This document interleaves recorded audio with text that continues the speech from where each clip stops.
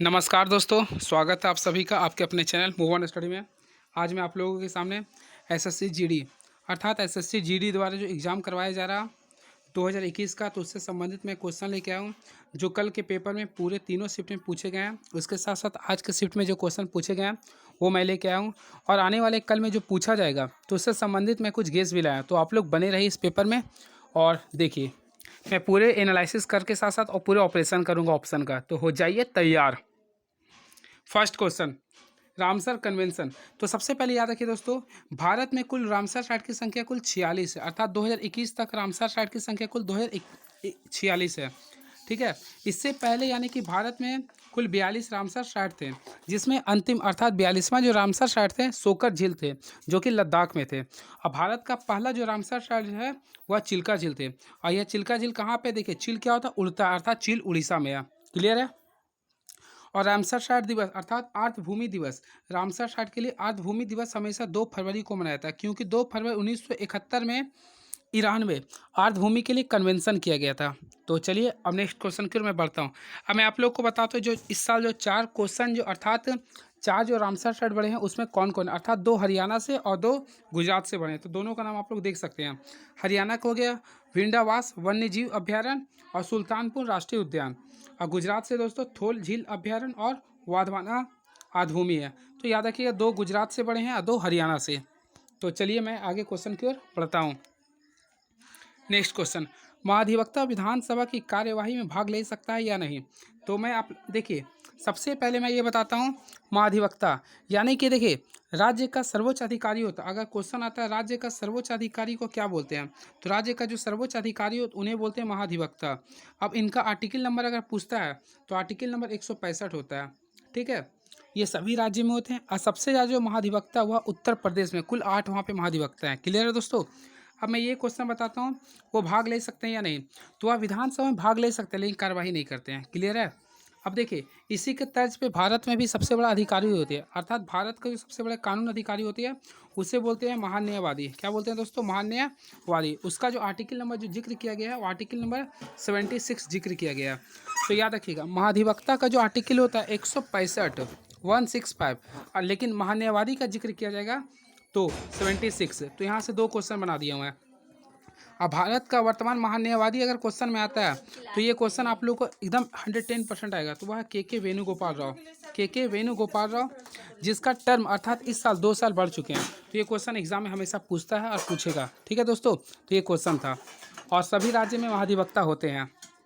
चलिए अब नेक्स्ट मैं क्वेश्चन की ओर बढ़ाता हूँ। संयुक्त बैठक की अध्यक्षता कौन करता है। सबसे पहले मैं बताता हूँ, ये संयुक्त जो बैठक होता है वह आर्टिकल नंबर 108 के तहत होता है, और ये जो जिक्र किया गया वह ऑस्ट्रेलिया के संविधान से लिया गया। कहाँ के दोस्तों लिया गया, ऑस्ट्रेलिया। और इसी के तहत संवर्धित सूची भी लिया गया है ऑस्ट्रेलिया के तहत। अब मैं ये बताता हूँ इसका अध्यक्षता कौन करते हैं। सबसे पहले इसमें लोकसभा के अध्यक्ष और राष्ट्रपति शामिल होते हैं, और राज्यसभा के पूरे अध्यक्ष शामिल होते हैं। ठीक है, तो इसका जो अध्यक्षता करते हैं अर्थात इसके लिए बुलावा करते हैं, राष्ट्रपति बुलाते हैं सभी को। संयुक्त बैठक के जो बैठक जो बुलाते हैं वह राष्ट्रपति बुलाते हैं, उसमें लोकसभा के सदस्य और राज्यसभा के सदस्य बैठते हैं, और उसकी अध्यक्षता जो करते हैं लोकसभा के अध्यक्ष करते हैं आर्टिकल नंबर 108 के तहत। ठीक है, अगर बोलेगा कि ना भारत में लोकसभा के अध्यक्ष कौन है, तो भारत में जो लोकसभा के अध्यक्ष है वह ओम बिरला है। कौन है दोस्तों, ओम बिरला है। ठीक है, ये आप लोग याद करिएगा। यह 17वां लोकसभा का है। इससे पहले 16वीं लोकसभा का जो लोकसभा अध्यक्ष था वह सुमित्रा महाजन था। ठीक है, आप लोग इस चीज़ के लिए याद रखिएगा। अब इसमें यह भी याद रखिएगा, भारत में आर्टिकल नंबर 93 के तहत लोकसभा के अध्यक्ष और उपाध्यक्ष चुने जाते हैं। तो ये आप लोग माइंड रखिएगा। तो चलिए नेक्स्ट क्वेश्चन की ओर मैं बढ़ता हूँ। अस्थाई बंदोबस्त प्रथा। तो अस्थाई बंदोबस्त प्रथा जो है ना, लॉर्ड कॉर्नवालिस ने जारी किया था। ये हमेशा क्वेश्चन बनता है और इससे फिर बना था ये। तो लॉर्ड कॉर्नवालिस ने, इसका ट्रिक याद रखिएगा। आप लोग के शरीर में कान क्या होता है, अस्थाई होते हैं, तो इससे आप लोग याद कर सकते हैं लॉर्ड कॉर्नवालिस ने। क्लियर। नेक्स्ट, सामान्य कार्य के लिए सामान्य वेतन। तो इसका जो आर्टिकल नंबर होता है ना 39, अर्थात 39, आर्टिकल नंबर 39 ये बोलता है ना समान कार्य के लिए समान वेतन मिलता है। और यह डीपीएसपी में रखा गया है। डीपीएसपी अर्थात directive principle state policy, जो कि आयरलैंड के संविधान से लिया गया है। ठीक है दोस्तों।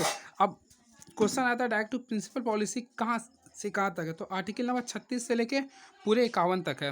और 51 ए में जो है ना मौलिक कर्तव्य होते हैं, और आर्टिकल नंबर 51 जो है ना वह अंतर्राष्ट्रीय समझौता, अर्थात जैसे कि भारत यूनेस्को का, WHO का सदस्य है, तो आर्टिकल नंबर 51 के तहत है, 51 के तहत है। ठीक है, तो चलिए आगे की ओर मैं पढ़ता हूँ। अनुच्छेद 25 का संबंध, तो अनुच्छेद जो 25 है ना दोस्तों, ये मौलिक अधिकार के अंतर्गत आता है, जिसका जो संबंध है धर्म से होता है। यानी कि देखिए धर्मनिरपेक्ष से लिख सकते हैं, अर्थात धर्म, जैसे कि इसमें आप लोग ये बता सकते हैं धर्म यानी सभी लोगों को, भारत के लोगों को कोई भी धर्म अपनाने का अधिकार है, तो यह होता है आर्टिकल 25। यह एक मौलिक अधिकार है।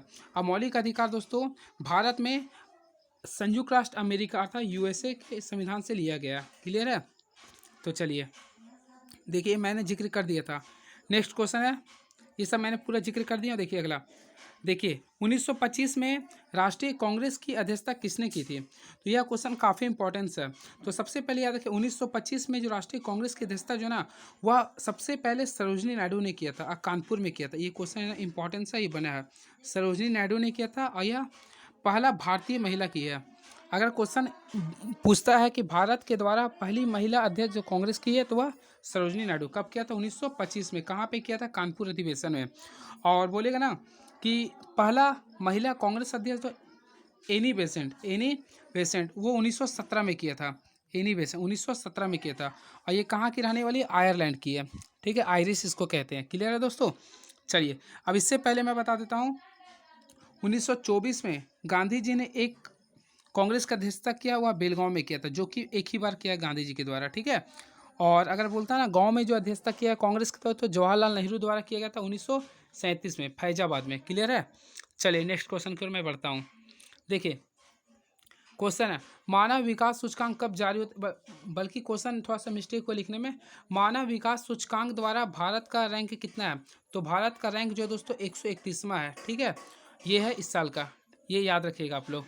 ठीक है, अब देखिए, और अगर क्वेश्चन आता है ना मानव विकास कौन जारी करता था, इस समय से UNDP जारी करता है। UNDP, ये माइंड में आप लोग को रखना है। ठीक है, तो चलिए अब नेक्स्ट क्वेश्चन क्यों बढ़ते हैं। जनगणना कितने वर्षों में होता है, तो ये क्वेश्चन काफ़ी इंपॉर्टेंस है, उसके साथ साथ महत्वपूर्ण भी है। तो देखिए जनगणना का अर्थ ही होता है क्या, जन यानी लोग होता है, अर्थात लोगों का काउंटिंग करना जनगणना कहलाता है। तो यहाँ पे बोल रहा है कितने वर्षों में होती है, तो जनगणना प्रत्येक 10 वर्षों में होती है। अब पहला जो हुआ था दोस्तों 1872 में हुआ था। क्लियर है, ये आपका लॉर्ड मेयो के काल में हुआ था, लॉर्ड मेयो के काल में हुआ था। इससे आप लोग हमेशा माइंड में रखिएगा। और इनका मौत जो है ना आपका अंडमान निकोबार के बीच हुआ था। ठीक है ना, तो लॉर्ड मेयो के शासनकाल में 1872 में हुआ था। और लेकिन अस्थाई अर्थात जो 10 वर्षीय जो जनगणना वो 1881 में लॉर्ड रिपन के कार्यकाल में स्टार्ट हुआ था। क्लियर है, चलिए, और जनगणना प्रत्येक 10 वर्ष में होती है, अर्थात इस साल 2021 में होने की संभावना थी। और जनगणना जो आती है ना वह गृह मंत्रालय के अंतर्गत आती है। चलिए नेक्स्ट क्वेश्चन फिर में बढ़ते हैं। देखिए क्या लिख रहा है दोस्तों, प्रथम क्या लिख रहा है, पहला ज्ञानपीठ पुरस्कार किसे प्राप्त हुआ। तो देखिए यहाँ पे ज्ञानपीठ पुरस्कार के बारे में बताता। देखिए पहला ज्ञानपीठ, देखिए यहाँ पे ध्यान देखिएगा, पहला ज्ञानपीठ पुरस्कार जो होता है 1965 से दिया जा रहा है। कब से दोस्तों दिया जा रहा है, 1965 से। और ये JP ग्रुप को दिया गया था, ये भी आप लोग माइंड में ही रखिएगा याद। ठीक है, चलिए अगला बोला निजता का अधिकार किस आर्टिकल से संबंधित है, तो आर्टिकल नंबर 21, अर्थात आर्टिकल नंबर 21 का संबंध निजता का अधिकार से है। अब क्या लिख रहा, आर्टिकल 44 का संबंध किस आर्टिकल से है या किससे है, तो आर्टिकल 44 जो ना वह होता है सामान्य कार्य के लिए नहीं, ये समान संहिता अधिकार यानी समान संहिता अधिकार होता है। तो ये जो है ना केवल संहिता अधिकार है, ये केवल आपका गोवा राज्य में अधिकारित है। यानी कि गोवा एक ऐसा राज्य है जहाँ पे आर्टिकल नंबर 44 आधारित है। ठीक है, और गोवा में 2 जिला है, एक नॉर्थ गोवा एक साउथ गोवा। अगला 8वीं अनुसूची में मूल भाषा की संख्या कितनी है। सबसे पहले आप लोग को मैं बता देता हूँ 8वीं अनुसूची का संबंध। देखिए अगर भारतीय संविधान में कुल अगर सूची की संख्या पूछा जाए तो मूल सूची अगर बोले तो 8 थी। कितना थी दोस्तों, 8 थी। लेकिन वर्तमान में अगर बोले कुल कितनी सूची है, तो वर्तमान की बात किया तो कुल अनुसूची की संख्या 12 है। तो 8वीं सूची मूल भाषा की संख्या कितनी थी, तो 14 थी। कितना थे दोस्तों, 14। अब मैं यहाँ पे आप ऑपरेशन के तहत आप लोग को बताऊंगा कैसे आज वर्तमान समय अर्थात कुल जो भाषा है वह 22 हो चुकी है। अब मूल में कितना थी, 14 थी। तो मैं यहाँ से ऑपरेशन के तहत आप लोग को बताता हूँ कैसे कैसे बढ़ाता हूँ। 15वां जो भाषा ना सिंधी भाषा आया था, कब आया था, 1967 में। ठीक है, अगला 16, 17, 18 एक और ट्रिक याद कीजिए। देखिए नमक ना से नेपाली, माँ से हो गया मराठी, और का से कोंकणी। ये आपका ये संशोधन जो हुआ था 1991 के तहत हुआ था, ठीक है। नमक अगला याद कर लीजिए, एक और जो हुआ था संशोधन, बोडो मास याद कर लिए, बोर्ड मास याद रखें ना, BDMS। तो देखिए ये हो गया बोडो भाषा, डोगरी भाषा जो कि जम्मू कश्मीर में बोली जाती है, मैथाली और संथाली, ये भाषा 2002 में जोड़ा गया था, ठीक है। अर्थात वर्तमान समय कुल मूल भाषा जो भारतीय संविधान की 8वीं अनुसूची में वह 22 है। क्लियर है, तो ये चीज़ आप लोगों को माइंड में रखिएगा। अब भाषा के लिए जो भाग है ना, भाग नंबर 17 है, ये भी आर्टिकल के तहत आता है, तो मैं इतना बता दिया हूँ। और 18वां जो भाग होता है वह आपातकाल से संबंधित होता है। अगला, भारतीय संविधान की पहली बैठक कब हुई? तो भारतीय संविधान की जो पहली बैठक हुई दोस्तों, ये क्वेश्चन काफ़ी तगड़ा क्वेश्चन पूछा। तो पहली जो बैठक हुई थी ना, हमेशा याद रखिएगा, 9 दिसंबर 1946 को हुआ था, 9 दिसंबर 1946 को। और ये अस्थायी था, इसमें अस्थायी अध्यक्ष बने थे डॉक्टर सच्चिदानंद सिन्हा, जो कि सीनियर के कारण बने थे। और अस्थायी जो हुआ था 11 दिसंबर 1946 को बना था, इसमें अस्थायी अध्यक्ष बने थे डॉक्टर राजेंद्र प्रसाद। और 13 दिसंबर 1946 को आपका प्रस्तावना के लिए बात किया गया था, जिसकी अध्यक्षता किया था डॉक्टर भीमराव पंडित जवाहरलाल नेहरू ने। चलिए अगला, पहली अनुसूची कब, क्या लिख रहा है दोस्तों, पहली अनुसूची कब जारी हुआ? तो ये क्वेश्चन तो गड़बड़ हो रहा।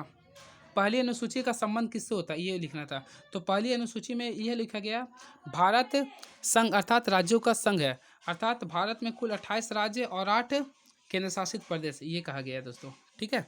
चलिए नेक्स्ट, पहली वही क्वेश्चन है, पहली अनुसूची का संबंध किससे है? तो संघ एवं राज्य से संबंधित देशों का, राज्यों का। अनुच्छेद 31 को किस से प्रतिस्थापित किया गया, क्वेश्चन था। तो देखिए क्वेश्चन थोड़ा सा प्रॉब्लम हुआ टाइपिंग करने में, तो यहाँ पे देखिएगा, कुछ चीज़ को इग्नोर भी करना चाहिए दोस्तों, सॉरी। क्या लिख रहा, अनुच्छेद 31 को किस अनुच्छेद में प्रतिस्थापित किया गया? तो याद रखिएगा ना, सबसे पहले आर्टिकल नंबर 19F के तहत संपत्ति का अधिकार होता था। क्या होता था दोस्तों? संपत्ति का अधिकार, जिसे संपत्ति का अधिकार को अर्थात 1978 में इसे 301 के तहत मूल अधिकार जोड़ा गया। तो अनुच्छेद 31 को ही, अनुच्छेद 31 और 19F दोनों का संबंध था संपत्ति के अधिकार को, जिसे 1978 में 301 के तहत आपका मूल अधिकार के रूप में जोड़ा गया। चलिए अगला, 9वीं अनुसूची किस चीज़ से है?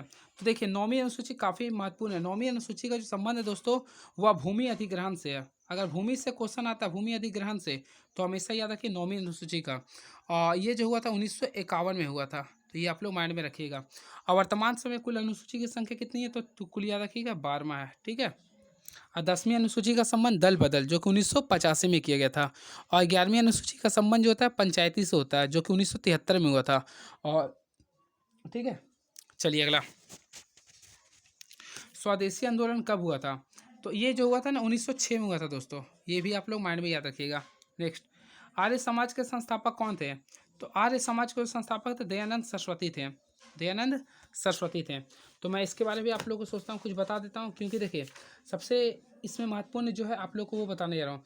एक होता है आधुनिक भारत के निर्माता, तो वो थे राजा राम मोहन राय, ठीक है। उसे भारतीय राष्ट्रवाद का जनक भी कहा जाता है, अर्थात उसके साथ साथ भारतीय आधुनिक भारत का पुरुष भी उसे कहते हैं हम लोग। तो इस चीज़ को आप लोग माइंड में हमेशा रखिएगा। चलिए नेक्स्ट क्वेश्चन, क्या लिख रहा, नागरहोल राष्ट्रीय उद्यान कहाँ पे है? तो नागरहोल फिर आपका हो गया बन्नीहट्टी, तो ये सब आपका कर्नाटक में होता है, कर्नाटक, बांदीपुर भी कर्नाटक में है। क्लियर, अगला, 2019 का Oxford word of the year क्या है? तो ये आपको लोग थोड़ा कन्फ्यूजन में है, लेकिन मैं आप लोग को 2021 का बता देता हूँ। 2021 का जो है ना वह वैक्सा है, याद रखिएगा वैक्सा, ठीक है। चलिए नेक्स्ट क्वेश्चन की ओर मैं बढ़ता हूँ। धर्मनिरपेक्ष शब्द किस संविधान संशोधन द्वारा जोड़ा गया? तो धर्मनिरपेक्ष संविधान है ये 1976वां, अर्थात 1976वां में ही जोड़ा गया था। ये जो अधिकार था 42वां संविधान संशोधन, 42वें संविधान संशोधन द्वारा, ठीक है। और अब तक कुल भारत में 105 संविधान संशोधन हो चुके हैं, अर्थात 2021 तक। लास्ट जो हुआ था 18 अगस्त 2021 को हुआ था, ठीक है। और ये जारी जो हुआ था 1970 में हुआ था। अब देखिए ये हो गया। आयुष्मान भारत योजना कब हुआ? तो ये जो हुआ था दोस्तों 23 सितंबर को हुआ था, 23 सितंबर 2018 को हुआ था, अर्थात रांची से हुआ था। ये भी आप लोग माइंड में रख सकते हैं। 10वीं अनुसूची का संबंध किससे है? मैंने बताया था 10वीं अनुसूची 1985 में हुआ था। अब 52वां संविधान संशोधन द्वारा हुआ था। और इसका संबंध जो है ना दल बदल से है। दल बदल राजीव गांधी के शासनकाल में हुआ था। क्लियर है? चलिए नेक्स्ट। पैरा ओलंपिक में भारत का पदक देखिए, सबसे पहले पैरा ओलंपिक ये होते हैं, एक होते थे टोक्यो पैरा ओलंपिक, इसमें विकलांग लोग शामिल होते हैं। तो इसमें जो भारत का जो स्थान रहा, याद रखिएगा, ये काफ़ी इंपॉर्टेंस है। तो इसमें जो भारत का जो स्थान रहा, भारत कुल कितने पदक हुए ना, तो भारत के द्वारा कुल 19 पदक जीते गए इसमें। ठीक है। अब भारत को जो रैंक रहा हुआ 24वां रैंक रहा था। तो ये आप लोग माइंड में एकदम ज़रूर रखिएगा। ठीक है। चलिए नेक्स्ट। इंपीरियल बैंक का गठन कब हुआ था? तो इंपीरियल बैंक अर्थात 1921 में गठन किया गया था। और इसी बैंक को ना 1955 में SBI बैंक के नाम से जोड़ दिया गया। ठीक है, स्टेट बैंक ऑफ इंडिया। और इसमें शुरू टाइम 3 बैंक थे, बैंक ऑफ बॉम्बे, मद्रास और तमिलनाडु थे, इस टाइप से थे दोस्तों। ठीक है, कोलकाता, बॉम्बे और मद्रास थे। अगला, 2020 का सर्वश्रेष्ठ झांकी का अवार्ड किसे मिला? तो 2020 का जो मिला था दोस्तों वह असम को मिला था। और 2021 की अगर बात किया ना तो वह यूपी को मिला है। आम का वैज्ञानिक नाम क्या है? तो मैंगी फेरा होता है। ये भी काफ़ी इंपॉर्टेंट क्वेश्चन है, मैंगी फेरा है। ठीक है, मैंगी फेरा होता है, जो कि भारत का राष्ट्रीय फल है और बल्कि राष्ट्रीय फल है ये। ठीक है, राजा बोलते हैं फलों का राजा, और फलों की रानी लीची को कहते हैं। निर्वी नृत्य कहाँ का है? ये मणिपुर की है। भारत में कुल कितने संविधान संशोधन हो चुके हैं? अगर ये क्वेश्चन अब तक पूछा था 2021 तक पूछा गया तो अब तक कुल हुए 105, लेकिन अगर 2020 तक पूछा तो 104 मार सकते थे। ठीक है, मैं यहाँ पे जो जिक्र किया गया थोड़ा सा कर देता हूँ। 100वां जो 100, 101, 102, 103 का जिक्र कर। 100वां सबसे पहले भारत और बांग्लादेश का भी जो 3 बीघा कॉरिडोर था उससे संबंधित है। 121 देखिए GST। ठीक है, 102 जो है ना दोस्तों वह OBC से संबंधित है। और 103 जो है ना, 103 जो है ना वह EW से होता है। ठीक है, ये चीज़ आप लोग माइंड में रखिएगा। और 104 जो होता है ना वह SC ST के लिए जो 10 साल के जो वैलिडिटी जो बढ़ा दिया गया ना उससे संबंधित है। चलिए नेक्स्ट। बांग्लादेश के PM कौन है? तो ये तो आप सब जानते हैं, वो हसीना जुल्फों वाली, अर्थात शेख हसीना। वो हसीना जुल्फों वाली तो यानी शेख हसीना। ठीक है, इसे ये भी माइंड में रखिएगा।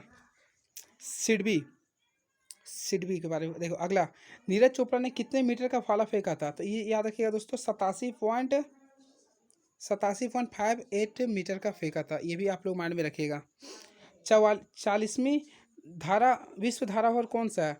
तो इसमें याद रखिएगा दोस्तों, धौलावीरा है। कौन सा है ये? धौलावीरा, जो कि कहाँ पे पड़ता है आप लोग खुद बताइए कमेंट बॉक्स में। ये आपका गुजरात में पड़ता है। और 39वीं जो था ना, 39वीं आपका तेलंगाना का था, रामप्पा का था।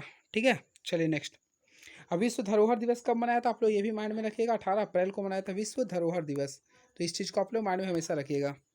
क्या लिख रहा? 61वां संविधान संशोधन किससे संबंधित है? याद कीजिए, 61वां संविधान संशोधन सबसे पहले 1989 में हुआ था। इसका संबंध जो है देखिए, पहले उम्र था वोट देने का 21 था, लेकिन 61वां संविधान संशोधन के तहत इसका उम्र जो है 18 कर दिया गया। अर्थात वोट देने का अधिकार कैसे है, जो कि 21 से 18 किया गया। ठीक है, यह 1989 में किया गया था, राजीव गांधी के शासनकाल के समय। अगला, अच्छा, वोट देने का अधिकार का जो आर्टिकल होता है कितना होता है आप लोगों को पता है? आर्टिकल नंबर 326 रखिएगा। ठीक है, और 324 का संबंध होता है राष्ट्रीय निर्वाचन आयोग से। अगला, 51वां दादा साहेब फाल्के अवार्ड किसे मिला? तो 51वां जो दादा साहेब फाल्के अवार्ड है ना, सबसे पहले याद रखिए रजनीकांत को मिला। किसे मिला दोस्तों? रजनीकांत को। अब 50वां अगर आता है तो Amitabh Bachchan, big B, 11 October date of birth. Congress की पहली महिला अध्यक्ष कौन है? तो कांग्रेस की पहली भारतीय अगर बोलेगा तो सरोजनी नायडू। अब कब बनी थी? अब हमें इससे पहले जिक्र किया था 1925 में। कहाँ के अधिवेशन किया था? कानपुर अधिवेशन। तो इस चीज़ का याद रखिएगा। और केवल पहली महिला अगर बोलता ना तो एनी बेसेंट थी। देखिए, G20 की अध्यक्षता किसने किया? तो देखिए मैं आप लोग को यहाँ से बताता हूँ। सबसे पहले 2020 का, अगर 2020 का किया था दोस्तों सऊदी अरब ने। 2021 अर्थात इस साल का देखिए यहाँ मैं टोटल बताता हूँ, 2021, 2022, 2023। तो देखिए इसमें किया था सऊदी अरब ने। किसने किया था दोस्तों? सऊदी अरबिया ने किया था। 2022 में भारत करने वाला था, लेकिन कर रहा कौन? इंडोनेशिया। और 2021 में कर रहा है इटली। ठीक है, और 2023 में भारत, प्यारा देश भारत करेगा। और 2024 में ब्राज़ील करेगा। अगला, बांग्लादेश की सीमा को स्पर्श करने वाला राज्य कौन सा है? तो इसका मैं ट्रिक जी हाँ फ्रेंड्स, इसमें आप लोग को देखिएगा, इस अर्थात इसमें जो क्वेश्चन पूछा जा रहा है ना, बांग्लादेश की सीमा को स्पर्श करने वाला राज्य, तो कुछ मत कीजिएगा, केवल बांग्लादेश की सीएम को आप लोग याद कर लीजिए। कौन है आप लोग बता सकते हैं जो इस साल जीता है, अर्थात कौन है? ममता दीदी। तो ममता दीदी से मैंने एक ट्रिक बनाया, देखिए MAMTA, कुछ नहीं करना है, बस दीदी को प्रणाम करना है। अब कैसे करना है अब मैं बताता हूँ। सबसे पहले यहाँ पे देखिएगा ध्यान से, एम से हो गया मेघालय, ए से हो गया असम, फिर एम से हो गया मिजोरम, टी से हो गया त्रिपुरा, इससे तो असम ही हो गया, ठीक है। अब देखिए इसमें क्वेश्चन अगर ये पूछेगा ना कि त्रिपुरा, देखिए बांग्लादेश को त्रिपुरा 3 ओर से घिरा हुआ है, इसलिए उसका नाम त्रिपुरा रखा है। अगर बोलेगा बांग्लादेश की सीमा को 2 बार कौन स्पर्श करता है, तो देखिए असम 2 बार आ गया ना। अब इसमें एक बंगाल भी होता है, क्योंकि दीदी बंगाल के मुख्यमंत्री है। और आप लोग कमेंट बॉक्स में लिखिएगा ना, ममता बनर्जी जो बंगाल के मुख्यमंत्री बनी है, वह किस विधानसभा सीट से बनी है और वो कहाँ से हारी थी? हारी थी नंदीग्राम सीट से, कितना वोट से? 1956 से। और किससे को हराई या कहाँ पे हराई, आप लोग कमेंट बॉक्स में लिखिएगा। चलिए नेक्स्ट क्वेश्चन की ओर बढ़ता हूँ। अब मैं इसमें करेंट अफेयर जोड़ देता हूँ जो काफ़ी इंपॉर्टेंस होने वाली है। देखिए याद रखिएगा, बांग्लादेश और भारत के बीच कुल 3 ट्रेन चलती है। ये क्वेश्चन पक्का पूछेगा। बांग्लादेश और भारत के बीच दोस्तों कुल 3 ट्रेन चलती है। पहला चलता है दोस्तों मैत्री, दूसरा चलता है बंधन, देखिए मैं आप लोग को बताता हूँ, और तीसरा चलता है समझौता, ठीक है। तो ये चीज़ आप लोग हमेशा माइंड में रखिएगा। तो मैत्री जो चला गया था ना, वह 2008 से चल रहा, ठीक है। और बंधन जो चल रहा है 2017 से चल रहा, ठीक है। तो ये चीज़ आप लोग माइंड में रखिएगा। अब मैं नेक्स्ट क्वेश्चन की ओर मैं बढ़ता हूँ। तो जो जितना मैं बता रहा हूँ काफ़ी महत्वपूर्ण क्वेश्चन बता रहा हूँ, तो इससे आप लोग संबंधित और भी क्वेश्चन मिलेगा आप लोग को, है ना। तो देखिए भारत का वर्तमान CAG कौन है, अर्थात देखिए एक होता है कैग, तो इसी को बोलते हैं CAG, कंट्रोलर ऑडिटर जनरल। तो ये जो आपका गिरीश चंद्र मुर्मू है, और आप लोग कमेंट बॉक्स में बताइए किस नंबर के हैं। तो गिरीश चंद्र मुर्मू है दोस्तों। इससे पहले यह जम्मू कश्मीर के उपराज्यपाल थे, या भारत के 14वें कैग है। क्लियर है, आप लोग इससे भी माइंड में रखिएगा। नेक्स्ट क्वेश्चन की ओर मैं बढ़ता हूँ। कैग का अगर सेशन पूछ दिया, यानी कितना टर्म होता है, तो 6 साल होता है या फिर 65 वर्ष होता है, ठीक है। ये भी आप लोग याद रखिएगा। इतना UPSC का भी होता है। बिरसा मुंडा स्टेडियम हॉकी कहाँ पे है, यानी कि बिरसा मुंडा जो बना है ये, तो ये आपका याद रखिएगा, ये उड़ीसा में है दोस्तों। कहाँ पे? ये उड़ीसा में है। अब मैं हॉकी से रिलेटेड फैक्ट्स बताता हूँ जो काफ़ी महत्वपूर्ण होने वाली है। देखिए ध्यान से दीजिएगा। सबसे पहले जो भारतीय कप्तान जो है पुरुष का, तो वह जो हॉकी से हुआ मनप्रीत सिंह है, मनप्रीत सिंह है। और अगर महिला में बोलेगा ना तो रानी रामपॉल है। ये आप लोग काफ़ी इंपॉर्टेंस आप लोग माइंड में रखें, रानी रामपॉल। और इन्हें पिछले बार राजीव गांधी खेल रत्न पुरस्कार भी मिला था। अब ये जो है ना, इसमें याद रखिएगा, जो पुरुष वाला जो हॉकी था ना, भारत किससे जीता था, तो भारत और बेल्जियम के बीच मैच हुआ था। तो इस चीज़ को आप लोग माइंड में रखिएगा। अगला क्वेश्चन क्या पूछा, देखिए क्या लिख रहा है, देखिए आप लोग खुद पढ़िए। भारत UNSC का अध्यक्षता कितनी बार किया, क्या लिख रहा है, देखिए आप लोग, भारत UNC का कितनी बार अध्यक्षता किया, अर्थात कितनी बार शामिल हुआ। तो मैं आप लोग को इसका बताता हूँ, देखिए ध्यान से। भारत UNSC, देखिए UNSC में कुल 8वीं बार शामिल हुआ। फर्स्ट टाइम जो शामिल हुआ था 1951-52 के बीच शामिल हुआ था, ठीक है। और इस लास्ट बार जो था ना 2011-12 के बीच शामिल हुआ था, और इस बार 2021 में शामिल हुआ, ठीक है। और इसकी अध्यक्षता भी किया था, और वो जो अध्यक्षता जो ना वह 2 अगस्त 2021 से किया था, जो कि सोमवार का दिन था। और इसकी अध्यक्षता भारत के प्रधानमंत्री नरेंद्र मोदी ने किया था।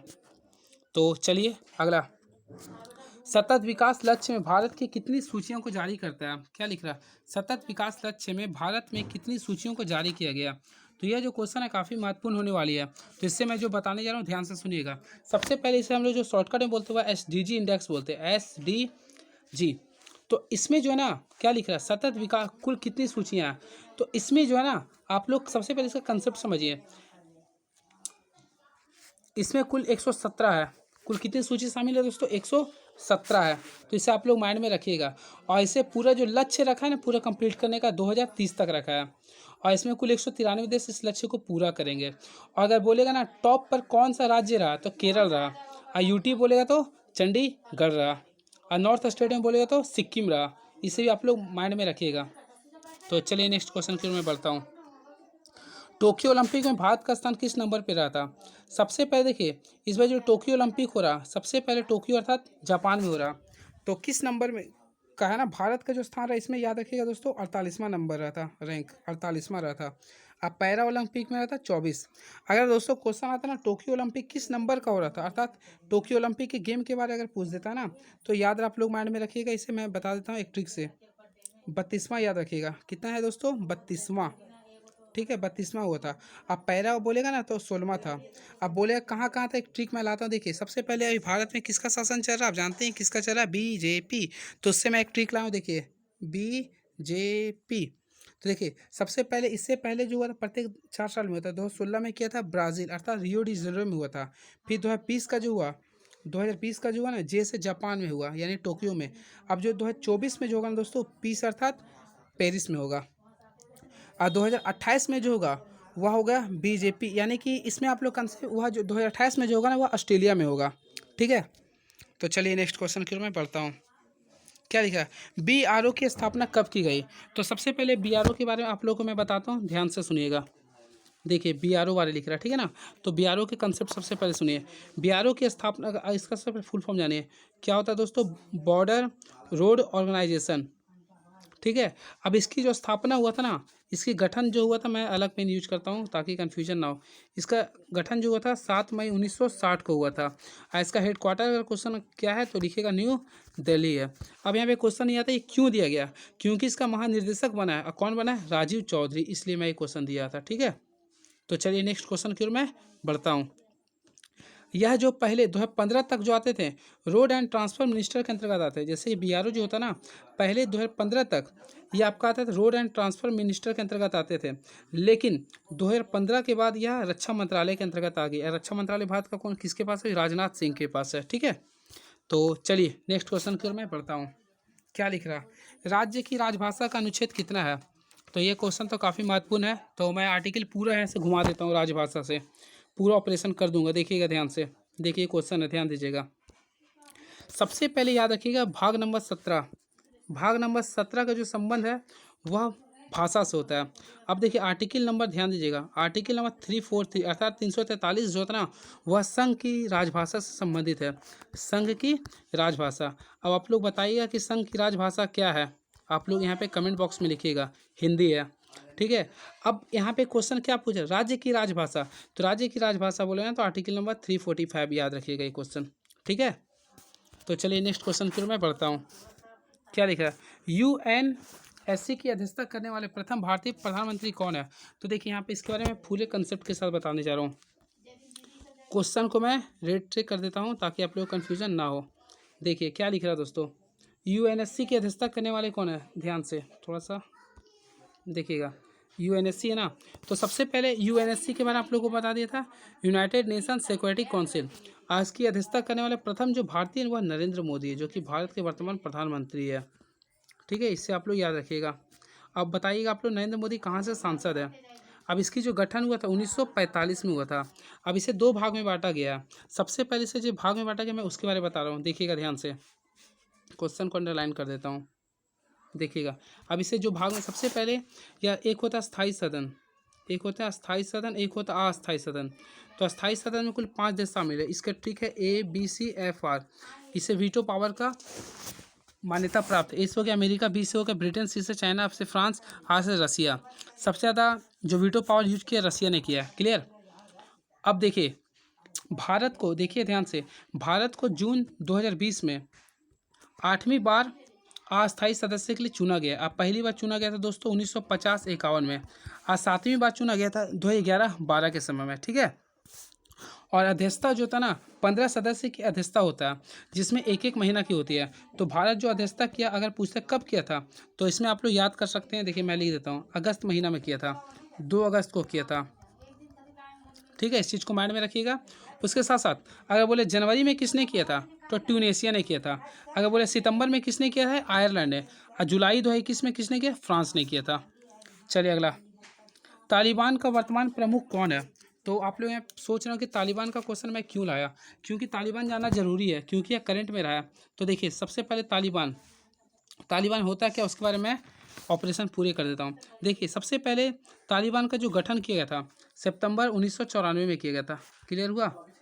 ये जो है ना इसका संस्थापक जो है मुल्ला मोहम्मद उलम है। देखिए मैं लिख देता हूँ, मुल्ला मोहम्मद उमद है, ये आ सकता है क्वेश्चन में। मोहम्मद उमद है इसका, यानी संस्थापक अगर बोले तो ये है। इसका बारे में कुछ देखिए। सबसे पहले याद रखिए 1996 से लेकर 2001 तक अफगान इसका राज्य में था, लेकिन 7 अक्टूबर 2001 को अमेरिका ने इस पर हमला करके उसके स्थान को घेर लिया था। ठीक है। और तालिबान का अर्थ जो होता है ना, मदरसों में शिक्षा लेने वाला छात्र होता है। क्लियर है। अब यहाँ पे क्वेश्चन बोल रहे हैं इसका वर्तमान प्रमुख कौन है, तो मेन क्वेश्चन तो मैं यहाँ पे जाऊँगा ना, तो इसका जो वर्तमान प्रमुख है याद रखिएगा हिदायतुल्लाह, मैं लिख देता हूँ हिबायतुल्लाह खजदाहा। मैं क्या करूँ, यही नाम है इस सब का, अखुनजादा, तो इसे माइंड में रखिएगा। क्लियर है दोस्तों। चलिए क्या लिख रहा है, भारतीय सर्वोच्च न्यायालय द्वारा कितने प्रकार के रिट जारी किया जाता है, तो क्वेश्चन तो काफ़ी टगली है। तो भारतीय सर्वोच्च न्यायालय द्वारा कुल कितना रिट जारी किया था, मैं बता देता हूँ। देखिए सबसे पहले सर्वोच्च न्यायालय के बारे में बताता हूँ। तो भारत में एक सर्वोच्च न्यायालय है, अब कहाँ पे ये आप लोग कमेंट बॉक्स में लिखिएगा। तो भारत में एक सर्वोच्च न्यायालय वह आपका भारत की राजधानी न्यू दिल्ली में है। कहाँ पे है दोस्तों, न्यू दिल्ली में है। जिसका गठन कब किया गया था, 28 जनवरी 1950 को किया गया था। ठीक है। और इसके प्रथम अध्यक्ष जो थे एच ए कनिया थे, और वर्तमान समय में कुल इसमें जो होते हैं कुल 33 सदस्य होते हैं। ठीक है। और एक होते हैं CJI, तो वर्तमान में जो CJI है ना, वह रमना है। और इसके मतलब कुल कितने में रिट जारी करते हैं, वह कुल 5 प्रकार के रिट जारी करते हैं। ठीक है। और सुप्रीम कोर्ट जो होते हैं, हाई कोर्ट जो होते हैं, हाई कोर्ट जो है ना कुल 6 प्रकार के रिट जारी करते हैं। उसमें एक जो होते हैं एक्स्ट्रा जो होता है वह इंडक्शन रिट एक्स्ट्रा जारी करते हैं, इंडक्शन IND इंडक्शन रिट। ठीक है। तो चलिए मैं इतना क्वेश्चन लाया था, आप लोगों को कैसा लगा आप लोग ज़रूर कमेंट बॉक्स में बताइएगा। ठीक है। और इसी बेस पे क्वेश्चन भी पूछा, अगला वीडियो में लाऊंगा तो पूरे बेस्ट क्वेश्चन लाऊंगा। ठीक है। तो चलिए thank you so much, please subscribe and share this video channel. तो चलिए थैंक यू सो मच।